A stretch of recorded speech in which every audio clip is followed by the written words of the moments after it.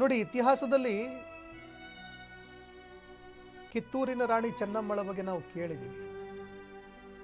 ಸಾಮ್ರಾಜ್ಯಕ್ಕೋಸ್ಕರ ಸ್ವಾತಂತ್ರ್ಯ ವೀರ ಹೋರಾಟಗಾರ್ತಿ. ಅದೇ ರೀತಿಯಲ್ಲಿ ಇವರು ಜೀವನದ ಒಂದು ಹೋರಾಟವನ್ನು ಯಶಸ್ವಿಯಾಗಿ ಗೆದ್ದು ಬೀಗದ್ರು. ಸಹಜವಾಗಿ ಎಲ್ಲ ಮಹಿಳೆಯರಿಗೂ ಸ್ಫೂರ್ತಿಯಾಗುವಂತಹ ಒಂದು ಜೀವನ ಅವರದ್ದು, ತುಂಬು ಜೀವನ. ಬದುಕಿದ್ರೆ ಹೀಗೆ ಬದುಕಬೇಕು ಅಂತ ಎಲ್ರಿಗೂ ಕೂಡ ಅನಿಸ್ಬೇಕು, ಆ ರೀತಿಯಾಗಿ ಸ್ಫೂರ್ತಿಯಾಗಬೇಕು.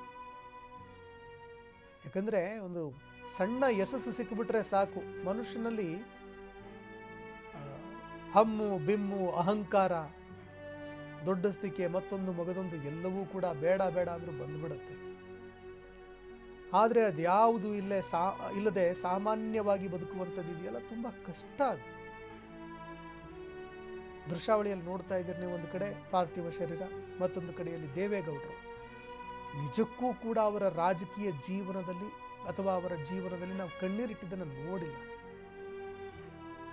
ಇವತ್ತು ಬಿಕ್ಕಿ ಬಿಕ್ಕಿ ಹತ್ತುಬಿಟ್ರು. ಯಾಕಂದರೆ ಎಷ್ಟೇ ದೊಡ್ಡ ಸಮಸ್ಯೆಗಳು, ನೋವು, ಮತ್ತೊಂದು ಮಗದೊಂದು ಏನೇ ಇದ್ರೂ ಕೂಡ, ಎಂಥ ಒಂದು ಚಾಲೆಂಜ್ ಇದ್ರೂ ಕೂಡ ಅದನ್ನು ತೆರೆಮರೆಯಲ್ಲಿ ಇದ್ದು ಇದೇ ಚೆನ್ನಮ್ಮ ಅವರು ನಿಭಾಯಿಸ್ಕೊಂಡು ಬಿಡ್ತಾ ಇದ್ರು. ಒಂದೇ ಒಂದು ದಿನ ದೇವೇಗೌಡ ಅವರು ಕುಟುಂಬದಲ್ಲಿ ಏನೋ ಒಂದು ಸಮಸ್ಯೆ ಆಗ್ತಾ ಇದೆ, ಮತ್ತೊಂದು ಮಗದೊಂದು ಅಂತ ಆಗ್ತಾ ಗಮನ ಹರಿಸದೇ ಇದ್ರೂ ಕೂಡ, ಯಾವುದು ಅವರ ಗಮನಕ್ಕೆ ಬಾರದಂತೆ ಎಲ್ಲವನ್ನು ಕೂಡ ತುಂಬ ಯಶಸ್ವಿಯಾಗಿ ಅವರು ನಿಭಾಯಿಸ್ಕೊಂಡು ಬಿಡ್ತಾ ಇದ್ರು. ಈಗ ಅವರಿಲ್ಲ.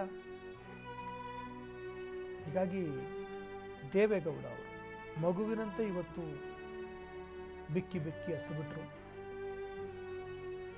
ನೋಡಿ, ಇಡೀ ರಾಜ್ಯದಲ್ಲಿ ಅತ್ಯಂತ ಶಕ್ತಿಶಾಲಿ ಕುಟುಂಬ, ಅದರಲ್ಲೂ ದೇವೇಗೌಡ ಅವರು ಈ ದೇಶದ ಪ್ರಧಾನಿಯಾಗಿದ್ದವರು, ಮಾಜಿ ಪ್ರಧಾನಿಯಾಗಿದ್ದವರು. ಅವರು ಪ್ರಧಾನಿಯಾದಂತಹ ಸಂದರ್ಭದಲ್ಲಿ ಒಂದು ಪಂಚೆ, ಒಂದು ಶರ್ಟ್ ಹಾಕೊಂಡು ಅವರು ಕೆಂಪು ಕೋಟೆ ಮೇಲೆ ಧ್ವಜವನ್ನು ಹಾರಿಸಿದ್ದಿದೆಯಲ್ಲ, ಇವತ್ತಿಗೂ ಕೂಡ ನಮ್ಮ ಕಣ್ಣ ಮುಂದಿದೆ. ಒಬ್ಬ ಕನ್ನಡಿಗ, ಒಬ್ಬ ಮಣ್ಣಿನ ಮಗನಾಗಿ ದೆಹಲಿ ಗದ್ದುಗೆಯನ್ನು ಅಲಂಕರಿಸುವಂಥದ್ದು ಸಣ್ಣ ಮಾತಲ್ಲ. ಅದು ಇವತ್ತಿಗೂ ಯಾರಿಗೂ ಸಾಧ್ಯ ಆಗಿಲ್ಲ. ಮುಂಬರುವ ದಿನಗಳಲ್ಲೂ ಕೂಡ ಸಾಧ್ಯ ಆಗುತ್ತೋ ಇಲ್ವೋ ಗೊತ್ತಿಲ್ಲ, ಇತಿಹಾಸದಲ್ಲಿ, ಭವಿಷ್ಯದಲ್ಲೂ ಕೂಡ. ಆದರೆ ದೇವೇಗೌಡ ಅವರು ಅದನ್ನು ಸಾಧಿಸಿ ತೋರಿಸಿದರು.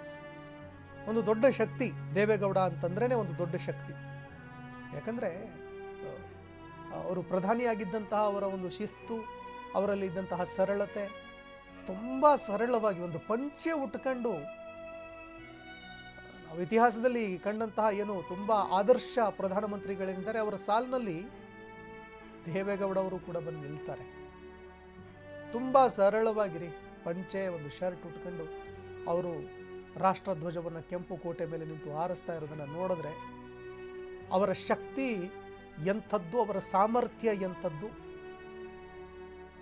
ಅವರ ಗಟ್ಟಿ ಗುಂಡಿಗೆ ಎಂಥದ್ದು. ಯಾವುದಕ್ಕೂ ಕೂಡ ಭಾವೋದ್ವೇಗಕ್ಕೆ ಒಳಗಾಗಿ ಈ ರೀತಿ ಬಿಕ್ಕಿ ಬಿಕ್ಕಿ ಹತ್ತಿದ್ದಿಲ್ಲ ಅವರು. ಯಾಕಂದರೆ ಅಲ್ಲಿಯವರೆಗೆ ಬೆಳೆದು ನಿಂತರು ಅಂತಂದರೆ ಏನೇನೆಲ್ಲ ಏಳು ಬೀಳುಗಳನ್ನು ಅನುಭವಿಸಿರಲ್ಲ. ಸಾಕಷ್ಟು ಏಳು ಬೀಳುಗಳನ್ನು ಕಂಡಿರುತ್ತೆ ಮನುಷ್ಯ. ಆದರೆ ಆ ಸಂದರ್ಭದಲ್ಲೂ ಕೂಡ ಅವರು ಈ ರೀತಿಯಾಗಿ ಹತ್ತಿದ್ದನ್ನು ನಾವು ಕೂಡ ನೋಡಿರಲಿಲ್ಲ. ಅದನ್ನು ನೋಡಿದ್ರೆ ನಮಗೆ ಮನಸ್ಸಿಗೆ ತುಂಬ ಬೇಜಾರಾಗುತ್ತೆ. ಯಾಕಂದರೆ ದೇವೇಗೌಡ ಅಂತಂದರೆ ಇಡೀ ರಾಜ್ಯದಲ್ಲಿ ಅವರಿಗಿರುವಂಥ ಒಂದು ಗೌರವ ಇದೆಯಲ್ಲ, ಅದು ನೆಕ್ಸ್ಟ್ ಲೆವೆಲಿಗಿದೆ.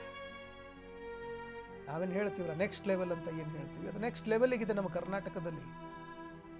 ಅವರ ಬಗ್ಗೆ ಇರುವಂತಹ ಗೌರವ, ಅಭಿಮಾನ ತುಂಬ ಇದೆ.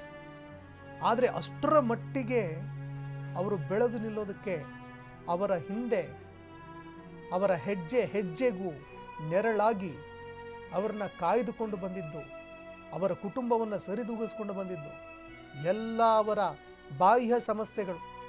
ರಾಜಕೀಯದಲ್ಲೂ ಕೂಡ ಸಾಕಷ್ಟು ಸಮಸ್ಯೆಗಳನ್ನು ಬಗೆಹರಿಸಿದ್ದಿದೆ. ಆದರೆ ಜೀವನದಲ್ಲಿ ಒಂದು ಕಡೆಗೆ ಫೋಕಸ್ ಮಾಡೋದು ತುಂಬ ಕಷ್ಟ. ಆ ರೀತಿ ಅವರು ಸಂಪೂರ್ಣವಾಗಿ ರಾಜಕೀಯ ಜೀವನದಲ್ಲಿ ಸಕ್ರಿಯರಾಗೋದಕ್ಕೆ ಕಾರಣ ಇದೇ ಚೆನ್ನಮ್ಮ ಅವರು. ಅವರು ಪ್ರಧಾನಿಯಾಗೋದಕ್ಕೂ ಕೂಡ ಪ್ರೇರಣೆಯಾಗಿದ್ದು ಇವರೇ. 7 ದಶಕಗಳವರೆಗೆ ಒಂದು ತುಂಬು ದಾಂಪತ್ಯ ಅವರದ್ದು.